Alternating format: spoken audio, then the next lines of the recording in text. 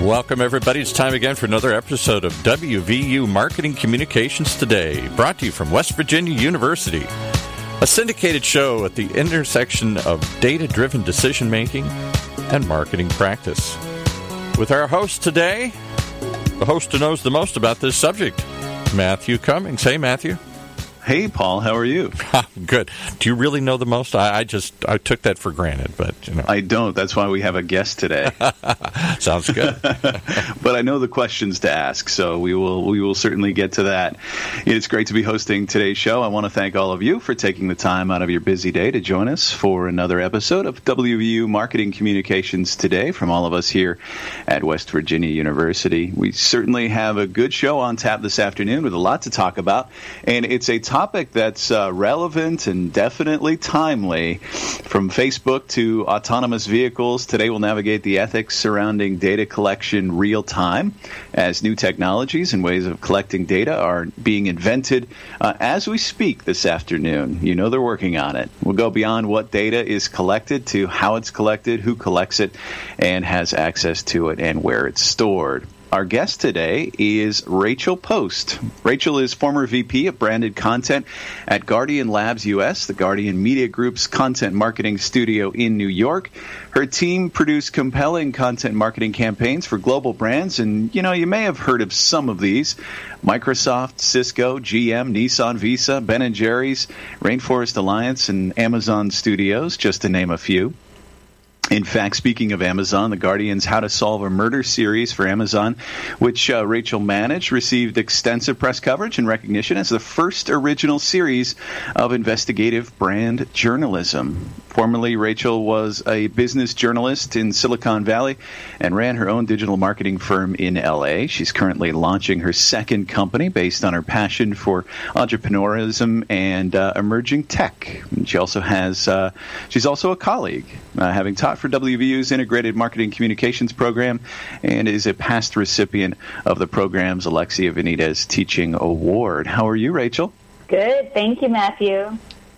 So let's dig in, and with a topic like this today, I'm sure you could anticipate that I would start with Facebook. Considering Facebook and its data follies in the news this month, and unfortunately probably for the foreseeable future, I want to get your take on some of the ethical issues that are coming to the forefront. Sure. Well, it's a great place to start because it's in the news every single day, and I'm fascinated to watch this play out, to see, Mark Zuckerberg, Zuck as they call him in Silicon Valley, in front of Congress, and you have two very different cultures. I'm reminded I first started doing some social media training in L.A. about 10 years ago, and I remember doing a workshop downtown L.A., and this old-school ad exec jumps up in the back of the room when I'm just getting started on my spiel about, Facebook and social media and how great it is, and he interrupts me and he says, "Facebook is the devil!" And I had to take a moment. I'm like, okay, I'm not sure how to handle this. And I think we're seeing some of that kind of pushback now with the hashtag delete Facebook movement and some of these other things that, are coming up from, this data, compromised data, right? And Cambridge Analytica and 87 million users, that's a lot of people. So it's fascinating to see what's going on. And I remember reading this article in Quorum, and it talks about how our Congress these days is one of the oldest in history. Most of the average age of senators is 61, and a Washington Post article was talking about the grandpa questions that Mark Zuckerberg was facing in the hearing. So it's just a really interesting time, and it brings up all sorts of questions about how do we regulate something that's emerging and changing and just swallowing things up like Instagram, and it just left and right is gobbling things, and it's changed. So Facebook itself does not stay the same, right? So by the time you create a regulation, are you even caught up with where Facebook was a year ago? It may have changed by the time this could go through Congress. And so I think there's so many amazing things going on in this space right now. Certainly, and as we're discussing this, we read in the news this week that Facebook is launching a new ad campaign across TV, cinema, out-of-home, transit, and, of course, on Facebook. The campaign is sort of reminiscent, going back to the old days. It starts out in this spot with the feeds full of those old friends and baby photos, and then talks about something happened, spam and clickbait and fake news and data misuse, all around just bringing people back and restoring that trust that we know is just so critical. We'll stay on the topic of ethics here for a bit and switch gears a bit. Another category generating data-related news is in the auto industry, specifically around autonomous vehicles, something obviously that we all rely on multiple times a day. So I'm interested in your take on self-driving cars and some of the concerns that are emerging in this area.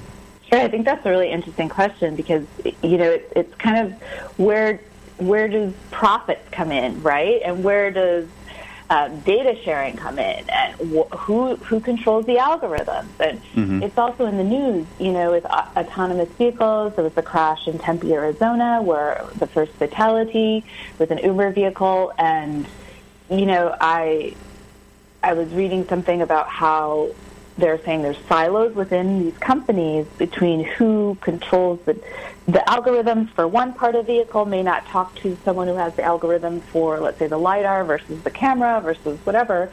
And wow. it becomes very interesting, like how, and then these different, Waymo, Uber, for example, they're not sharing their intellectual property, so they're not, open sourcing how they're doing autonomous vehicles, so people are doing it differently, and there's, no standardization of the data. So I think it's just really interesting. And then you throw in, you're on the road, you throw in human behavior, right? It's hard enough as a driver to sometimes predict what the crazy person in front of you is going to do. Are they going to turn left? Are they going to zoom over here? And think about that, there's something called the Pittsburgh left turn. So on the East Coast, a lot of times, I know it well. I do it myself. You know what I'm talking about, right? I absolutely do, yeah. And I live in Pennsylvania, so I employ the Pittsburgh left all over the state. So can you tell our audience what Pittsburgh left turn is? So Pittsburgh left is the driving practice of the first left-turning vehicle taking precedence, I guess you could say, over the vehicles that are going straight through that intersection. Yeah, so people just let the person turn left because it's really hard to make a left turn. Right. So there's courtesy amongst the drivers, right? But when you have Uber putting these vehicles on the road, they are not turning left like a normal driver would, right? So it confuses the whole intersection because they are following traffic laws only. So that's a sign to me of, we have a ways to go with a autonomous vehicle, understanding how to interact, and then other drivers are confused how to interact with a self-driving car, right? So that's to me, it's literally an intersection of data and humans. I see what you did there. How does it work? Yeah, pardon the pun. I have a few more for you. Just me. So, I remember thinking back just around this topic a few years ago and whether or not I would be willing to give up some of that control to a computer. But, as you consider it, you really do that anytime you jump in a cab or order a Lyft or order an Uber. I mean, you are giving up that control to another human. So, I guess as consumers, our decision is: do we trust other humans, or do we trust the machine to get us there safely? Yeah, and I was thinking the other day, I was on an airport shuttle, and these shuttles there's no human around, right? You can see out one end of the airport shuttle and out the other end. There's nobody driving that shuttle. So it's scary sometimes, for sure. Yeah, we are already in these transportation modes without anybody driving. So it's going to be really interesting to see what happens in the next to come. few years. Yeah. What are some of the topics, the hot topics around data collection, data integrity, and privacy right now? What do we need to know and be aware of? Wow, there's just so much going on in this space. I feel like it's like every day you read something new, and we're constantly learning, and I think it's exponential growth, so it's a lot. So let's try to narrow it down a little bit. Some of it is really interesting is the privacy issues, right? And that's partly what's going on with Facebook. People are like, wait, you gave away my data? What? You gave away my information. So how the data is collected is really important. Who collects it and who has access to it and where is it stored? Like, is it stored in a safe location? Is it being sold to someone else? Are you being notified when your information, your name, your email, whatever, is being sold to someone else? And how is it being used? Like, I don't know if you downloaded your, now that this whole thing came out with Facebook, did you download your data? You can do that now on your Facebook page. Yeah, I haven't yet. It's very interesting. I actually did that recently, and I was looking through it just because we're talking about this today, and I was thinking, I want to know what Facebook thinks about me or what they've collected about me, right? And so I looked at their ad section. I downloaded all my data, and so Facebook thinks I'm really into computers, I'm into love, and I'm into vampires. And I was like, what? Vampires? It's a great mix. I'm really not sure why Facebook thinks I like vampires. I have no idea. So there's some weird outliers in my data where I'm like, huh? What? Why is that? And then I looked at where Facebook claims that I liked different things that I've liked over the years, right? Yeah. And there was this weird anomaly last July, I think it was, where it says I liked about 25 random gyms, like fitness this or fitness that or gym this or gym that, all within a 2-week period. And I'm like, I don't even go to a gym. I'm certain I never like these things. And I like to bike outside. Like, I'm not a gym person. So I know for sure I did not like 25 gyms last July. So where is this coming from? Like how is my name and my likeness literally liking something? Sorry, I did it again. Right. But why is that? There's a lot of these things related to how our information is being sold as well. Huge issue. And then I could go on. I mean, I could literally go on and on. Please do. Sure. So then I think it's also, taking into consideration what we call in the industry personally identifiable information or sensitive personal information. So I love to use this example because it's really interesting and it's very timely. For example, let's say there's a gender question on a survey or poll for data that you're collecting, and if only, let's say, 5 people choose a transgender response, that can really narrow down their identity considerably. And so it becomes an ethical question. Like, if you use that information, that can really challenge the quote-unquote anonymity of the data that you're collecting, and how is that shared? And there's so many ethical and legal issues to all of this stuff. So I just think it's fascinating. Yeah, it certainly is. This is a great topic, and we're going to actually take a quick break right now. We'll come back, and I want to talk a little bit more about your experience in this space at The Guardian, as well as some takeaways for marketers. So we'll be right back. And we're just going to keep you a moment to remind you that, well, we all know this. Marketing is more than ads and press releases. It's about building relationships. And there is a place you can connect with other marketing professionals just like you. It's at West Virginia University's Integrate Conference coming up in Morgantown, West Virginia, August 1st through the 4th. You can network and learn from industry leaders. You can listen to speakers representing large and innovative organizations like Cisco and Facebook, as well as agencies like Cappuccino and Fujikato. Register today at integrate.wvu.edu. Don't miss it. The Integrate Conference in Morgantown, West Virginia, coming up the first week of August at West Virginia University.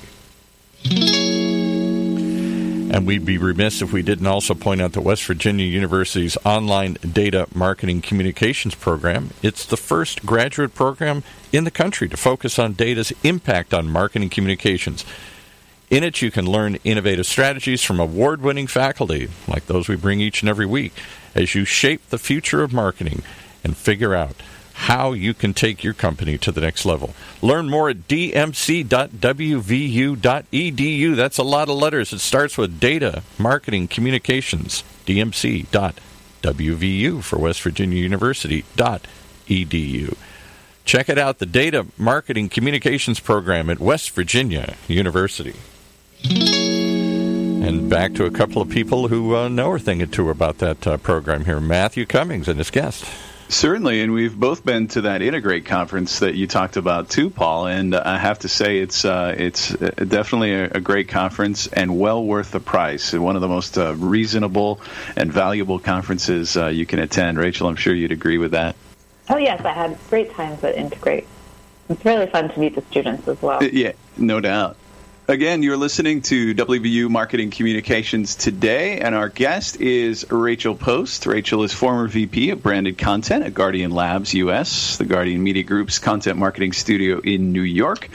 And I want to jump into your experience there. So how did you use data and analytics and analyze and get a better understanding of your audience at the Guardian?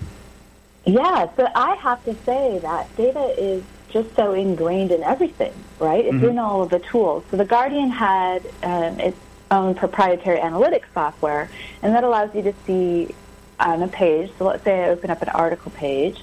I can see exactly where people are clicking in real time. I can see where they're scrolling, where we lose them, where they're coming from, where they're going afterwards. So let's say, for example, they're really liking we have a link to another story. They're really liking that story. A lot of readers are going directly from this article to that article. So then I can move it up and try to make that article bigger, like more predominant, to get maybe even more clicks and views. Or maybe I'll take that information and say, is it that space on the page that they're interested in? Or is it that article? Or is it that photo? So you switch out the photo. Not the photo, it's the article.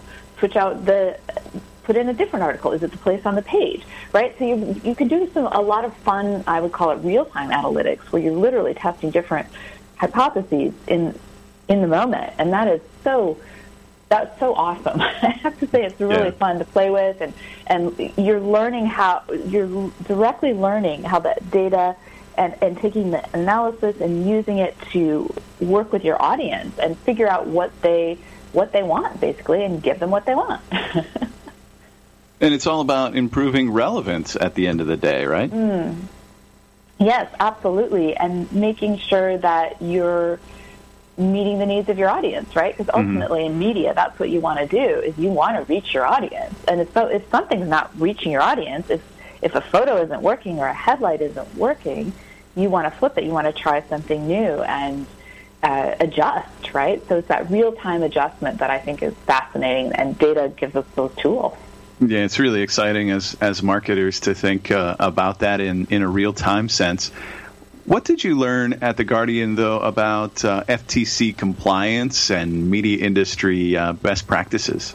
Yeah, so we're having some fun topics, right? Legal and FTC stuff,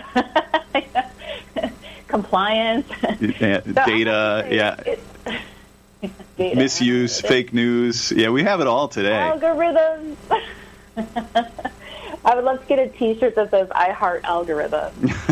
So, yeah, I know, a little geeky, but I'll take you back to 2014 when I was just starting to do branded content for the Guardian. And branded content, now native advertising and advertorials have been around for a while, but sort of the rise of native advertising, what I like to call branded content, really just started taking off. There was fuel about 4 years ago or so, 4 or 5 years ago. So the Guardian was relatively new to the game, and it was a crazy time. I literally had our lawyer on speed dial on my phone. It was a constant conversation, like, oh my gosh, they just changed the FTC guidelines. How are we going to label our content?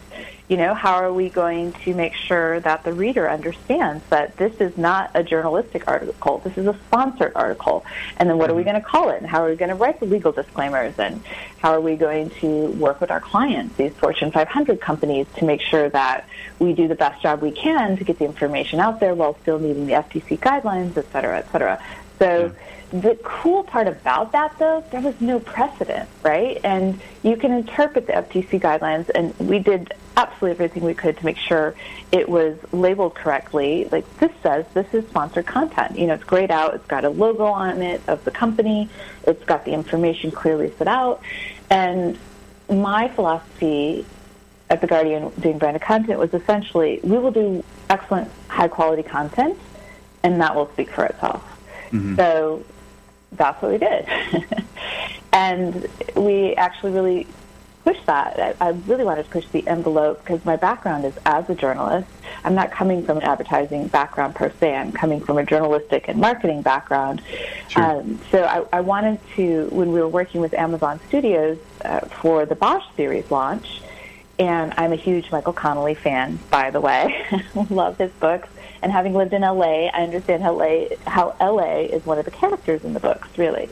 So when we created a real crime series based on a real LAPD detective who was working on a cold case that he wanted to solve, and we created the series that I dubbed, I literally made this up, the investigative brand journalism, the first series of its kind. And we did get a lot of press and awards, and our social media campaign actually helped crowdsource some clues for the detective's cold case. But again, this was unprecedented, right? So we were walking a legal tightrope trying to make sure that we were doing ethical journalism, ethical advertising, all of those things. So it was a constant dance. Yeah. We have time for two more questions. One I want to ask you about. It sounds like you were well prepared, but things can also pop up. So has data analytics ever surprised you or taught you something that you didn't really expect? Yeah. So one of the things we found out by doing different types of articles and content pieces, infographics, interactives, videos, was that podcasts were really popular with our audience.